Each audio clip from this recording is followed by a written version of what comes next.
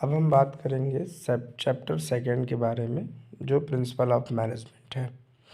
पहले मैं आपको बता दूं कि ये बिल्कुल रिवीजन की पॉइंट ऑफ व्यू से बनाया जा रहा है, जिसमें केवल रिवीजन कराया जा रहा है आप लोगों को।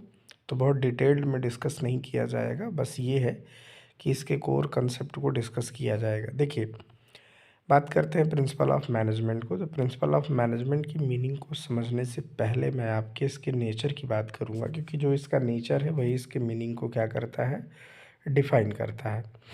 इसके नेचर में अगर बात करें तो पहली चीज़ क्या है कि ये यूनिवर्सल अप्लीकेबिलिटी है। हर जगह प्रिंसिपल ऑफ मैनेजमेंट ऐसा होना चाहिए जो हर जगह लगाया जा सके, ऑल टाइप्स ऑफ ऑर्गेनाइजेशन में एग्जिस्टेबल हो, जनरल गाइडलाइन हो, सामान्य उसके नियम कानून जो हो वो सामान्य तौर पे हो, formed by practice and experiment.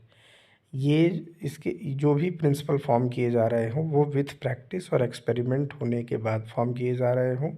साथ ही साथ ये फ्लेक्सिबल होना चाहिए और मैनली बिहेवियर। फ्लेक्सिबल का मतलब होता है कि खिंचाव होना चाहिए, लोच होना चाहिए उसमें, और नॉट अ रिजिड। ठीक है। मैनली बिहेवियर होना चाहिए। मैनली बिहेवियर का मतलब ये कि ये जो प्रिंसिपल बनाए जा रहे हैं प्रिंसिपल, वो ह्यूमन बिहेवियर को इन्फ्लुएंस करे, यानी बिहेवियरल नेचर होना चाहिए। साथ ही साथ कॉजेज़ और इफ़ेक्ट के बीच के रिलेशन को आइडेंटिफाई करे जो प्रिंसिपल हो, और कॉन्टीजेंट होना चाहिए, यानी it is totally depend upon the prevailing situation at a particular point of time.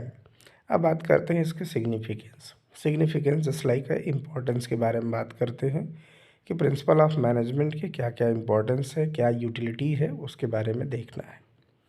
तो पहला यूटिलिटी है providing managers with useful insight into reality. यानी मैनेजर्स को क्या करता है कि जो इनसाइट की जो रियलिटी है उनको प्रोवाइड कराता है। Optimum utilisation of resources and effective administration.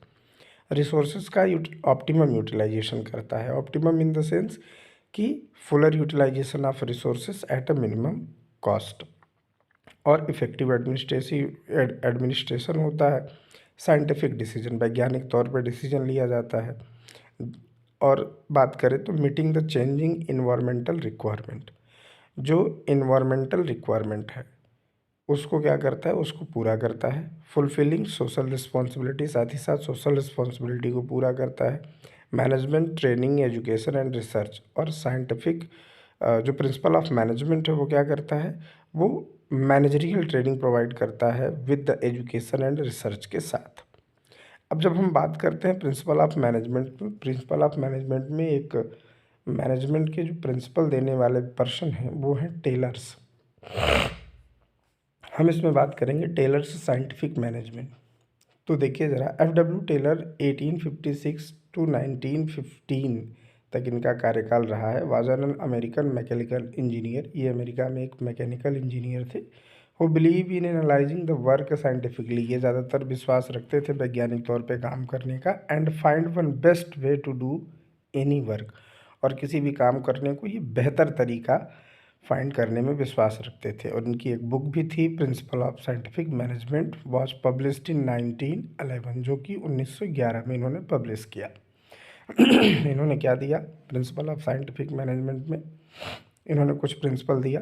पहला, science and not the rule of thumb. दूसरा, harmony not discord. Cooperation in individualism. चौथा, development of each and every person to his or her greatest efficiency and prosperity. उसके बाद हम लोग बात करते हैं इनके कुछ टेक्निक्स थे साइंटिफिक मैनेजमेंट का। उस technique, they are most important thing. सबसे पहला टेक्निक्स था फंक्शनल फोरमैनशिप। अगर हम लोग फंक्शनल फोरमैनशिप की बात करें तो इस तरह से आप एक डायग्राम रिप्रेजेंट करिएगा, और डायग्राम रिप्रेजेंट करने के बाद आप बता दीजिएगा कि इन्होंने वर्कमैन को एक फैक्ट्री मैनेजर में प्लानिंग इंचार्ज और प्रोडक्शन इंचार्ज के बीच में फंक्शनल फोरमैनशिप को आइडेंटिफाई किया। उसी के साथ साथ इन्होंने standardisation and simplification of work की बात की कि वर्क का जो होना चाहिए वो सिंप्लीफिकेशन होना चाहिए, स्टैंडर्डाइजेशन होना चाहिए, स्तर उसका मेंटेन होना चाहिए। फिर इन्होंने मेथड स्टडी भी किया। मेथड स्टडी में जिस मेथड के थ्रू आप वर्क करते हैं उसकी स्टडी प्रॉपर की, और इन्होंने बताया कि किस तरह से हमें जॉब करना चाहिए, कि मतलब अगर देखें तो जॉब कैसे किस मेथड से होना चाहिए बेसिकली। साथ ही साथ साथ ही साथ इन्होंने मोशन स्टडी किया है, जिसे गति अध्ययन भी कहते हैं, कि जो बहुत ज़्यादा अननेसेसरी मूवमेंट करके लोग काम करते हैं, उस मूवमेंट को इन्होंने धीरे धीरे कम किया। टाइम स्टडी के थ्रू इन्होंने बताया कि एक एम्प्लॉय को कितने टाइम तक वर्क करना चाहिए एक स्टैंडर्ड परफॉर्मेंस के साथ। साथ ही साथ फटीग स्टडी के साथ साथ इन्होंने इंटरवल वगैरह के लिए भी बताया कि एक एम्प्लॉय को एक पर्टिकुलर टाइम के बाद इंटरवल देना चाहिए, रेस्ट करने के लिए कितना टाइम का रेस्ट होना चाहिए। डिफरेंशियल पीस वेजेस सिस्टम, और इन्होंने कहा कि जो वेजेस आप प्रोवाइड करते हो किसी भी एम्प्लॉय या एम्प्लॉयर को या वर्कर्स को, तो वो डिफरेंशियल पीस वेजेस सिस्टम के अकॉर्डिंग प्रोवाइड किया जाना चाहिए। साथ ही साथ इन्होंने मेंटल रिवोल्यूशन पर भी बात की। तो कुल टोटल मिला जुला के इन्होंने 8 जो है वो साइंटिफिक प्रिंसिपल दे रखा था। अब हम बात करते हैं फेयोल्स प्रिंसिपल के बारे में। तो फेयोल के बेसिकली 14 प्रिंसिपल हैं, जो कि आप सभी जानते हैं। देखिए, ये भी एक मैकेनिकल इंजीनियर थे, जिन्होंने बेसिकली 14 प्रिंसिपल दिया था। इनका जो जीवन काल रहा है वो 1841 से लेकर 1925 तक रहे हैं। इनका सबसे पहला है डिवीज़न ऑफ वर्क। इन्होंने काम के विभाजन की बात की है, और डिवीज़न ऑफ वर्क होगा तो वर्क इफ़िशियंसी भी बढ़ेगी। अथॉरिटी एंड रिस्पॉन्सिबिलिटी, इन्होंने कहा कि अगर आप अथॉरिटी दे रहे हैं तो रिस्पॉन्सिबिलिटी अगर किसी को आप दे रहे हैं तो उसके साथ साथ उस काम को करने की अथॉरिटी भी दीजिए। ठीक है, उससे कंसर्न अथॉरिटी भी दीजिए। डिसिप्लिन के बारे में इन्होंने बात की है कि प्रॉपरली डिसिप्लिन में वर्क होना चाहिए।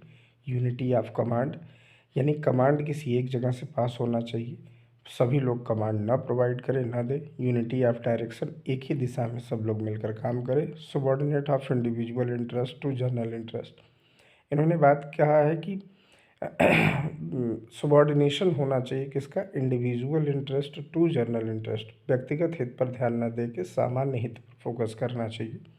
रेम्यूनरेशन ऑफ एम्प्लॉय, इन्होंने रेम्यूनरेशन ऑफ एम्प्लॉय के बारे में भी चर्चा किया कि एम्प्लॉइयों को जो है कि वो कंपनसेशन वगैरह बेहतर प्रोवाइड किया जाना चाहिए। ठीक है, रेम्यूनरेशन की इन्होंने बात की कि उनको उनके साथ किसी तरह की कोई उनके वर्क के अकॉर्डिंग उनको पेमेंट किया जाना चाहिए। फिर सेंट्रलाइजेशन एंड डिसेंट्रलाइजेशन की बात इन्होंने की कि अब अगर इन्होंने कहा कि कुछ अथॉरिटी का सेंट्रलाइज होना चाहिए, कुछ अथॉरिटी की डिसेंट्रलाइजेशन होनी चाहिए उनके रिस्पॉन्सिबिलिटी के अकॉर्डिंग। फिर इन्होंने बात किया स्केलर चेन के बारे में कि हमारे पास एक प्रॉपर चेन सिस्टम होना चाहिए। जैसे आप देखिए इसमें कि अगर हमें डी और सी को कम्युनिकेट करना है तो डी इंफॉर्मेशन सी को दे, सी इंफॉर्मेशन बी को दे, बी ए को दे, ए ई को दे, ई एफ को दे, एफ जी को दे। लेकिन कभी कभी इसमें एक ऐसा भी चेन इन्होंने बना रखा है कि मान लीजिए इमरजेंसी के केस में अगर डी डायरेक्टली जी को इन्फॉर्मेशन शेयर कर सकता है, अगर ऐसा कुछ करता है, ये केवल इमरजेंसी के केस में है, तो उस तरह के इंफॉर्मेशन शेयरिंग को, उस तरह के चेन सिस्टम को गैंग प्लांग कहा जाता है।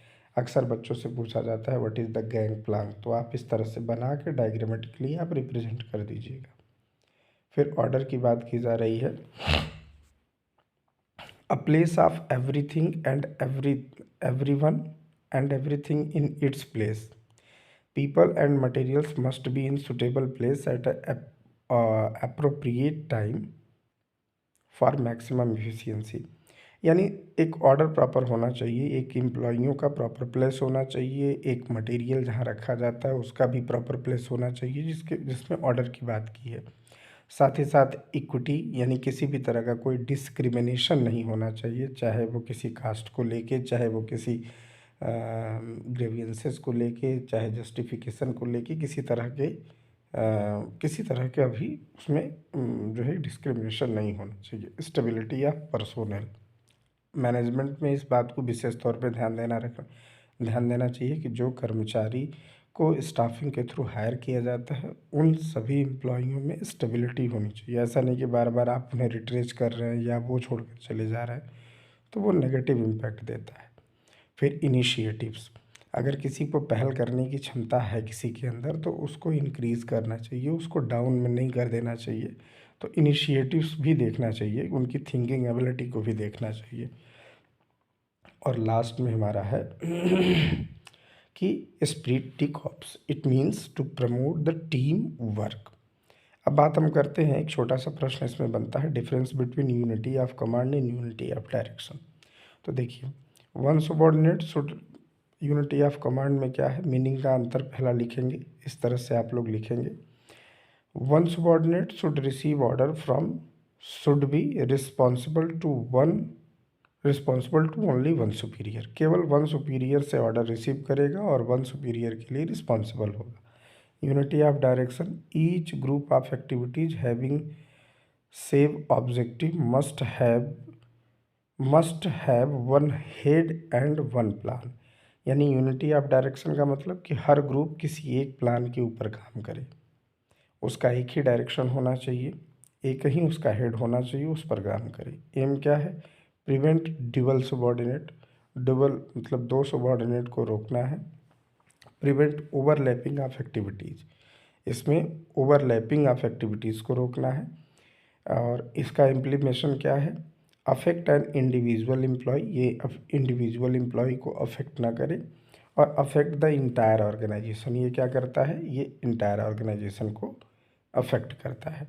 तो बेसिकली इस चैप्टर में सिर्फ यही है। और मैं आपको बताऊं कि सिर्फ दो चीज़ें दे मोस्ट इम्पॉर्टेंट है, एक तो आपका साइंटिफिक मैनेजमेंट है जिसमें टेक्निक्स ऑफ साइंटिफिक मैनेजमेंट आपका है, और प्रिंसिपल ऑफ साइंटिफिक मैनेजमेंट, साथ ही साथ 14 प्रिंसिपल ऑफ साइंटिफिक मैनेजमेंट।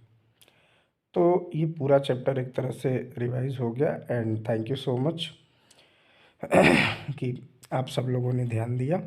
और अब आप मुझे बताइए कमेंट करके कि आपको और कौन से चैप्टर की ज़रूरत है, मैं उस हिसाब से आपको बताऊंगा अगर कोई डाउट है। क्योंकि देखिए डिटेल्ड चैप्टर नहीं है, ये केवल और केवल आपको रिवीजन के पॉइंट ऑफ व्यू से है, ये मानकर आपको बताया जा रहा है ताकि आपने ये पढ़ लिया।